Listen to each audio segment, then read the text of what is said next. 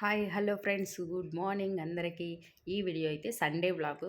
Sunday అయితే ఎక్కడ వెళ్ళాము అనేది ఈ వీడియోలో అయితే కంప్లీట్గా ఉంటుంది. వీడియో అయితే పూర్తిగా చూడండి, ప్రతి ఒక్కరూను యూజ్ అవుతుంది.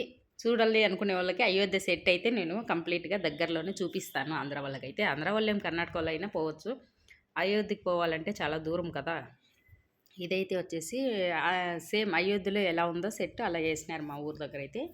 కందుకూరు అలా మల్రెడ్డిపల్లి అంటారు కదా, ఆ సైడ్ అయితే దగ్గరే.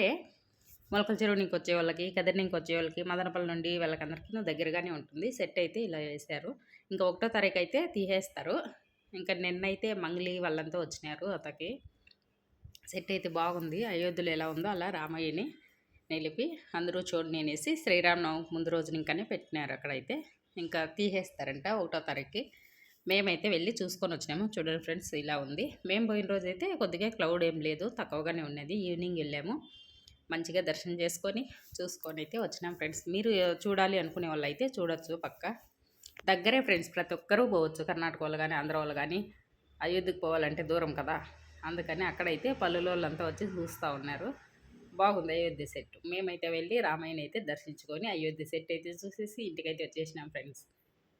ఇంకా ఆ రోజు సండే కదా, ఇంకా చాలా ఫంక్షన్లకు వెళ్ళాము. ఆ వీడియోలు అయితే ముందు ముందు అయితే వస్తాయి. ప్లీజ్ సబ్స్క్రైబ్ చేయండి, లైక్ చేయండి, షేర్ చేయండి, కామెంట్ చేయండి. ప్రతి ఒక్కరూ చూడండి ఫ్రెండ్స్. బాయ్.